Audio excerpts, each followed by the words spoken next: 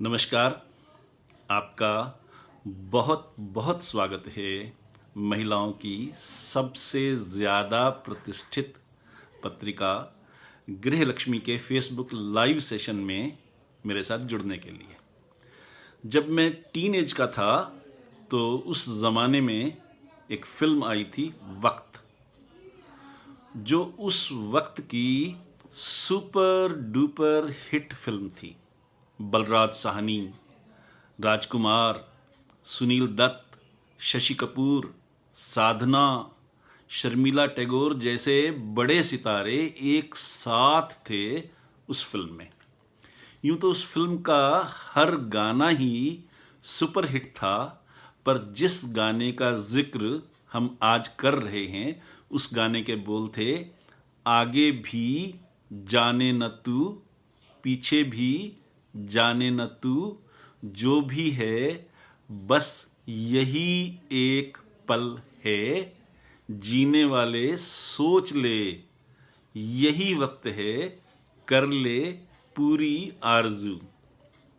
बचपन से ही मुझे ये गाना बहुत पसंद है और मैं जब भी अकेला होता हूँ तो अक्सर ये गाना गुनगुनाता हूँ, क्योंकि ये गाना मुझे इस बात की प्रेरणा देता है कि मैं इस समय को, इस पल को पूरी खुशी के साथ, पूरी जीवंतता के साथ, पूरी लाइवलीनेस के साथ गुजारूं और जीवन के इस पल को सेलिब्रेट करूं। एक छोटी सी घटना थी जिसने मुझे हमेशा खुश रहने के लिए इंस्पायर किया। मेरी 2 मीटिंग्स थी। पहली मीटिंग दिल्ली में ITO एरिया में बहादुर शाह जफर मार्ग पर थी और दूसरी गुड़गांव में गोल्फ कोर्स रोड पर थी। दिल्ली वाली मीटिंग ख़त्म करके मैं गुड़गांव के लिए निकल पड़ा। नॉर्मल सिचुएशन में मुझे वहाँ तक पहुँचने में जो समय लगना था, मैंने उससे 1 घंटा फालतू का गैप रखा था ताकि मैं मीटिंग के लिए समय पर पहुँच जाऊँ और लेट होने का डर ना रहे।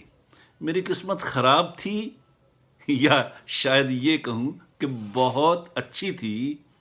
ट्रैफिक जैम इतना था कि गुड़गांव पहुंचने में मुझे 4.5 घंटे लग गए। मैं मीटिंग कर ही नहीं पाया और जो बिजनेस आना था वो कैंसिल हो गया। दिल्ली से गुड़गांव के रास्ते में जो 4.5 घंटे लगे, उसमें कार चींटी की स्पीड से रेंग रही थी। मैं लगातार भुनभुना रहा था, लेकिन मेरा ड्राइवर लगातार मुस्कुराते हुए बात कर रहा था। जब तक हम गुड़गांव पहुंचे, क्लाइंट ने मीटिंग कैंसिल कर दी। मैं बुरी तरह से भन्ना गया। तब मेरे ड्राइवर ने कहा, साहब आप एक मीटिंग कैंसिल होने से इतना परेशान हो रहे हैं, लेकिन सोचो साहब, हमारा एक्सीडेंट नहीं हुआ, कोई चोट नहीं लगी, जिंदगी बाकी है। तो इस क्लाइंट ने आज बिजनेस नहीं दिया, पर क्लाइंट तो अभी भी हमारा है, आज नहीं तो कल बिजनेस देगा ही, फिर परेशान क्यों होना। मेरा वह ड्राइवर कई सालों से मेरे साथ था, इसलिए वो इतनी बात कह सका। तो उसने जो इतनी बड़ी बात कही कि हमारा कोई एक्सीडेंट नहीं हुआ, बिजनेस तो फिर भी आ जाएगा, ये सोचो कि अब क्या करना है। उसने कहा था, ये सोचो कि अब क्या करना है। कितना बड़ा लेसन है ये। अब सोचो कि अब क्या करना है। इस पल के बारे में सोचो जो हमारे सामने है। जो बीत गया वो तो पास्ट है, बीत चुका है, वापस आ ही नहीं सकता। उसकी चिंता क्या करनी। और जो आगे होने वाला है उसका हमें पता नहीं है, कुछ भी पता नहीं है। उसकी चिंता कर भी लेंगे तो क्या मिलेगा। इसलिए प्रेजेंट में जिंदा रहें। प्रेजेंट यानी गिफ्ट, इसे गिफ्ट बनाकर जियो। ये लेसन था, बहुत बड़ा लेसन था। इसीलिए मैं कहता हूं कि मेरी किस्मत बहुत अच्छी थी कि मुझे इतना ज़्यादा बड़ा ट्रैफिक जैम झेलना पड़ा, क्योंकि ज़िंदगी का एक बहुत इम्पॉर्टेंट लेसन मिल गया। जीवन सुधर गया आगे के लिए। तब मुझे एक आइडिया आया और वो आइडिया था कि ट्रैफिक जैम जैसी बुरी सिचुएशन और बोरिंग सिचुएशन में भी अगर मैं खुश रह सकता हूँ, बिजनेस की एक अपॉर्चुनिटी खो जाने पर भी अगर मैं खुश रह सकता हूँ, तो जीवन की बाकी कठिन स्थितियों में भी खुश रह सकता हूँ।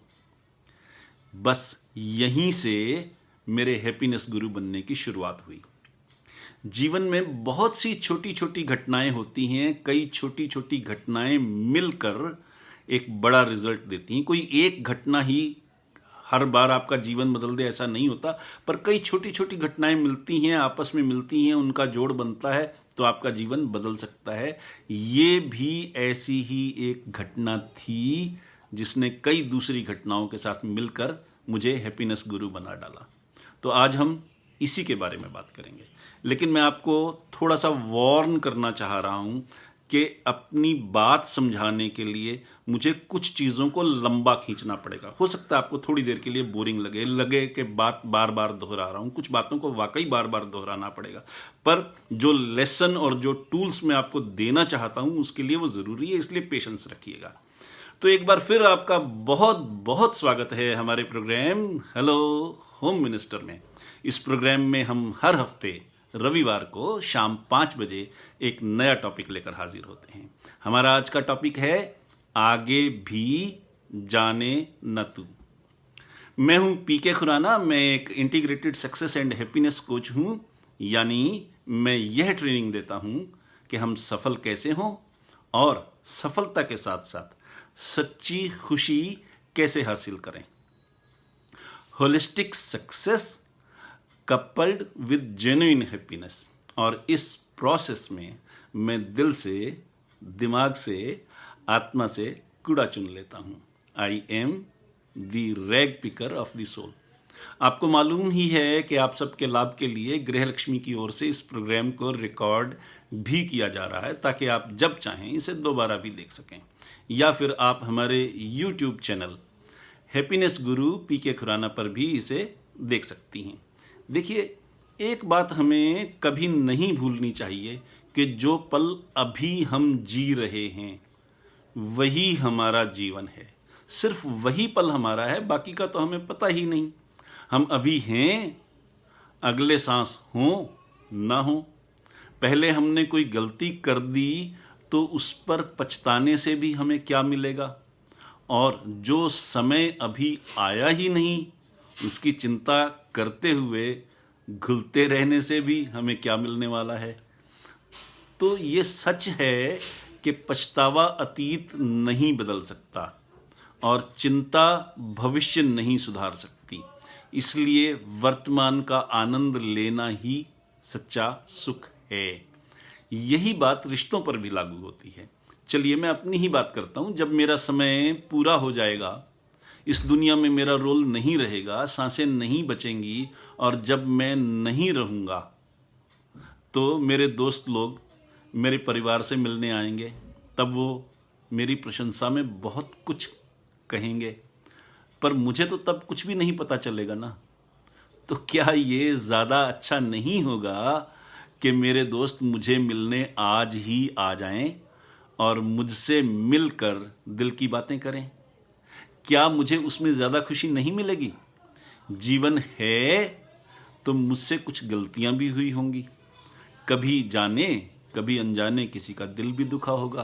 फिर भी वो लोग जिनका दिल कभी मेरे कारण दुखा होगा, मेरी मृत्यु पर मेरी गलतियां माफ़ कर देंगे। तो क्या ये ज़्यादा अच्छा नहीं है कि वो आज ही मेरी गलतियां माफ़ कर दें?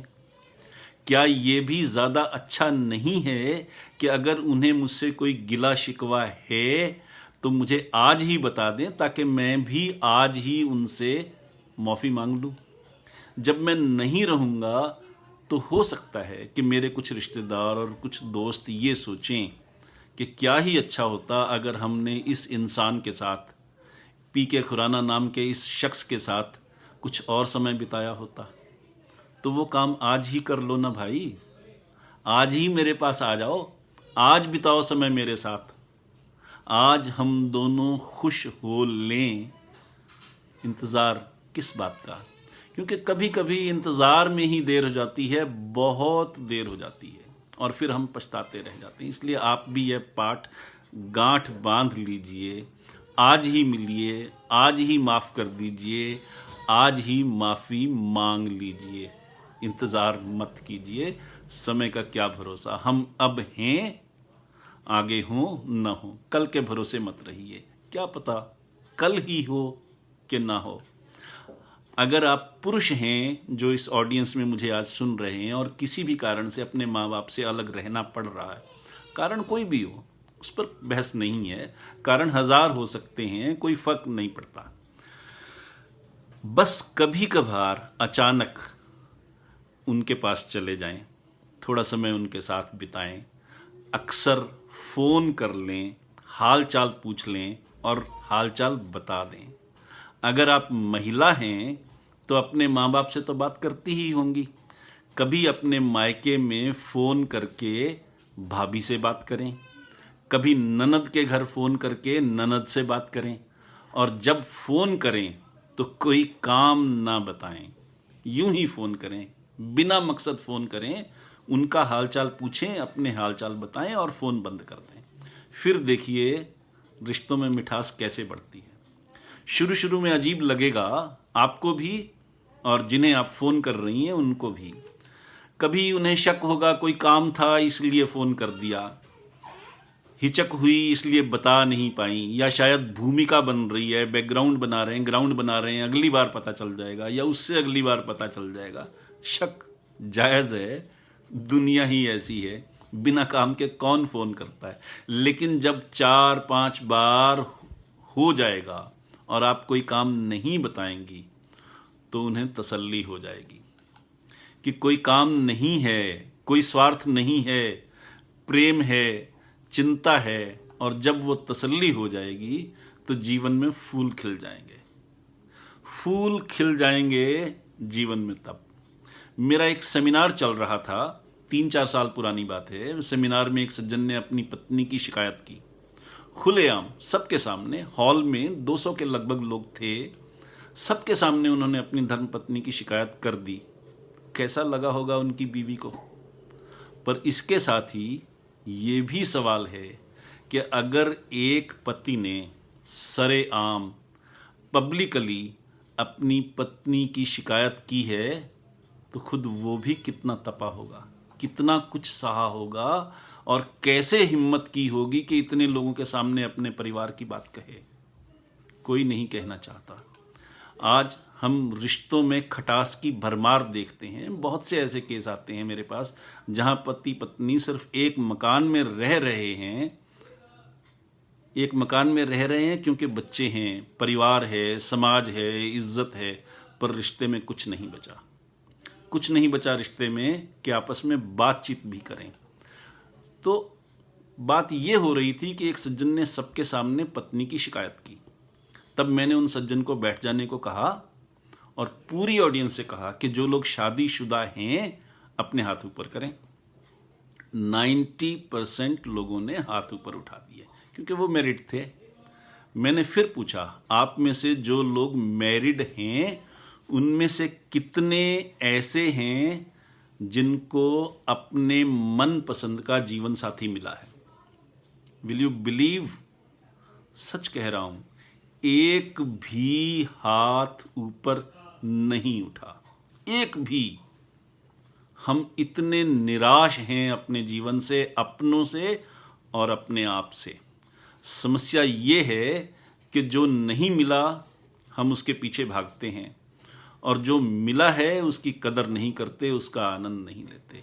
इस तरह हम अपना जीवन भी दुखमय बनाते हैं और सामने वाले का भी दुखमय बना देते हैं। एक ही घर में रहते हुए भी पति पत्नी अलग अलग कमरों में रहते हैं, उस रिश्ते में भी ऐसी कड़वाहट आ जाती है जो दुनिया का सबसे करीबी रिश्ता है कि बातचीत भी नहीं हो रही।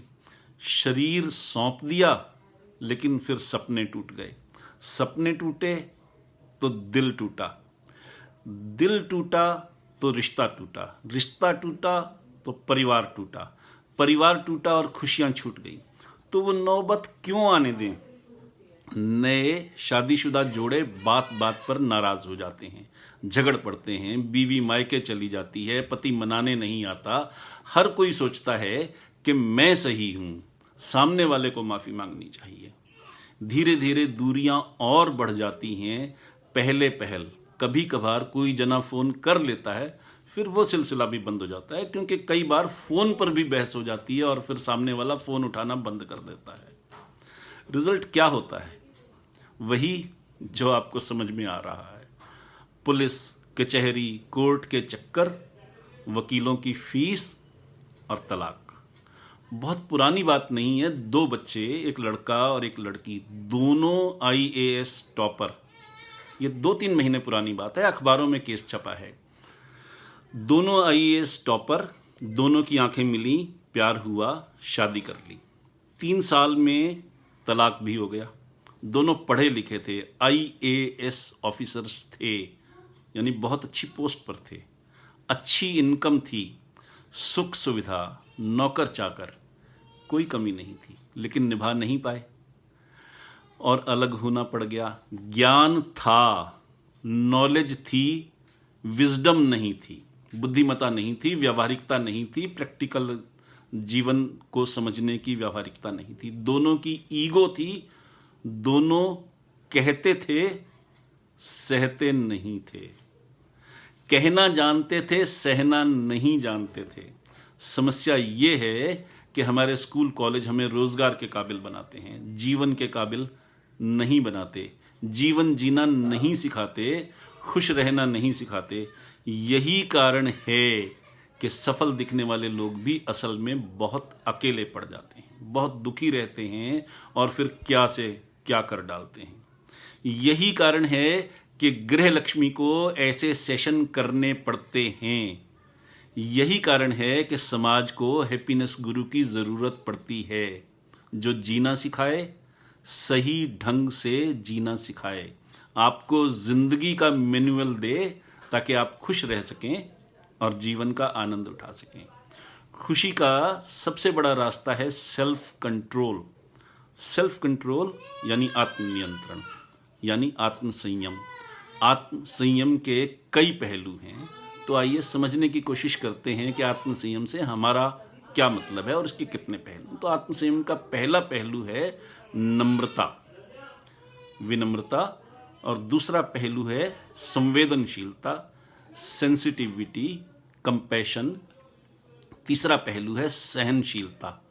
और ये फैक्टर हैं, ये घटक हैं, ये 3 इंग्रेडिएंट्स हैं जिनसे मिलकर आत्मसंयम बनता है। पहला पहलू नम्रता, इसके बारे में मुझे कुछ ज़्यादा कहने की ज़रूरत नहीं है, आपको पता है, आप सबको पता है नम्रता क्या होती है और नम्रता का क्या महत्व है, इसलिए मैं इसकी व्याख्या पर टाइम नहीं लगाऊंगा। संवेदनशीलता का मतलब है कि हम सामने वाले की कठिनाई को समझें, उसके हालात को समझें, उसकी मानसिकता को समझें, उसकी ज़रूरत को समझें और उससे प्रेम पूर्वक व्यवहार करें।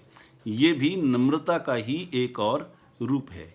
और अगला फैक्टर है सहनशीलता। किसी ने कुछ कह भी दिया तो हम फट पड़े, हमने भी कुछ अंट-शंट बोल दिया, फटाफट गुस्सा हो जाने वाले लोग अक्सर अपना नुकसान करते हैं। मैं अक्सर एक उदाहरण देता हूँ कि गाड़ियों में रिवर्स गियर होता है, तो जब आप पार्किंग में हो, जैम में फंस जाएं, तो आप गाड़ी को थोड़ा बैक करके फिर आगे ले जाते हैं।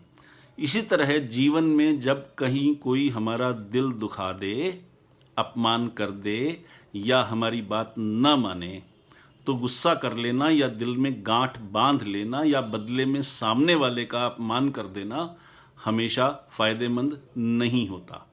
इससे अक्सर बनते काम भी बिगड़ जाते हैं। तो मैं सिर्फ ये कहना चाहूँगा, पुराने ज़माने में जहाँ जॉइंट फैमिली होती थी, माता पिता के अलावा ताऊ चाई, चाचा चाची, दादा दादी भी साथ रहते थे, बड़ा परिवार होता था। इतना बड़ा परिवार अगर साथ रह रहा है तो कोई ना कोई किसी न किसी को कुछ न कुछ कह ही देता था, तो भी परिवार टूटते नहीं थे, क्योंकि ऐसी कोई सिचुएशन आने पर अक्सर सामने वाला चुप रह जाता था, बोलता नहीं था, जवाब नहीं देता था, वो कहता नहीं था, सहता था। सीधा सा सिंपल सा रूल था कहना नहीं है, सहना है। इसलिए परिवार जुड़े रहते थे, टूटते नहीं थे।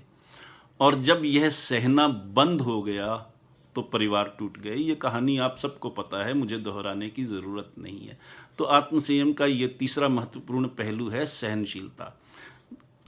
मैं ये निवेदन करना चाहूँगा कि अगर आप शादीशुदा हैं या आपकी शादी होने वाली है, तो अब जो मैं टूल्स आपको बतलाने वाला हूँ, अभी तक हमने बात की कि जीवन में समस्याएं क्या हैं, तो समस्याएं दूर करने के टूल्स भी हैं, सिर्फ हमें जानकारी होनी चाहिए। तो अब मैं टूल्स की बात करूँगा। तो चाहे आपकी शादी हो चुकी है या होने वाली है, तो एक फॉर्मूला याद रखिए, कैश। मैं आज आपको कैश दे रहा हूँ, नकदी दे रहा हूँ। ये ज़िंदगी भर का टूल है, जिसे आप यूज़ करेंगे तो ज़िंदगी बदल जाएगी। कैश फॉर्मूला एक एक्रोनिम है जो अंग्रेजी के CAS और H के जोड़ से बना है।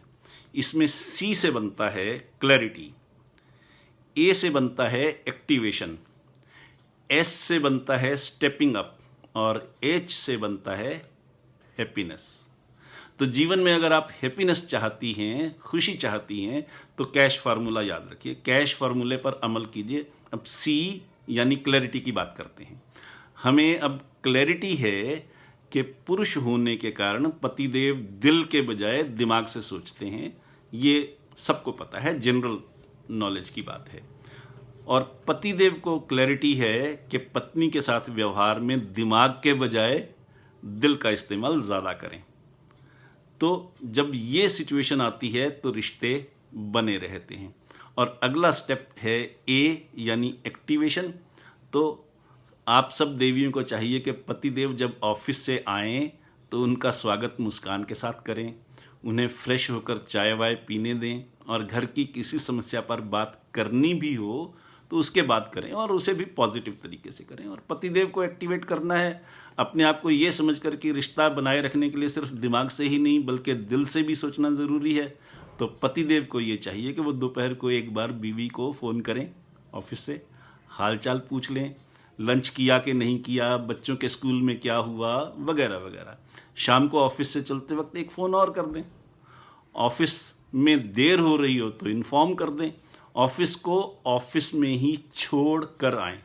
तब आता है S से स्टेपिंग अप, यानी इसे और बढ़ाना और आगे बढ़ाना। तो महिलाओं के लिए स्टेपिंग अप का मतलब है गली की गपशप, पड़ोसियों के घर की बातें, पतिदेव को बताने की लालसा से परहेज करना। पतिदेव अगर अपने ऑफिस या व्यापार की कोई बात बताना चाहें तो उसे ध्यान से सुनना, और कहीं वो राय मांगे तो राय भी देना। वहीं पतिदेव के लिए स्टेपिंग अप का मतलब है अपनी धर्म पत्नी के साथ बैठना, उनकी बातें सुनना, उनकी समस्याओं को दूर करने में हर पॉसिबल हेल्प देना, बच्चों के होमवर्क में दिलचस्पी लेना, सिर्फ हुक्म ही ना चलाते रहना बल्कि छोटी मोटी ज़रूरतें खुद पूरी कर लेना। तो क्लैरिटी, एक्टिवेशन और स्टेपिंग अप हो जाए तो हैप्पीनेस खुद ब खुद आ जाती है। तो कैश फार्मूला याद रखिए, C for clarity, A for activation, S for stepping up. All these implemented honestly will bring happiness. अगर इनको आप ईमानदारी से अपने जीवन में उतारेंगे तो हैप्पीनेस ज़रूर आएगी। अब अगली बात, एक और फार्मूला देता हूँ, बहुत अच्छा फार्मूला है, याद रखना भी बहुत आसान है। कैश की तरह ही आप महिला हैं तो कुकिंग भी करती होंगी। आप रोज़ ही अपने परिवार के लिए ब्रेकफास्ट भी बनाती हैं, लंच भी बनाती हैं और डिनर भी बनाती हैं।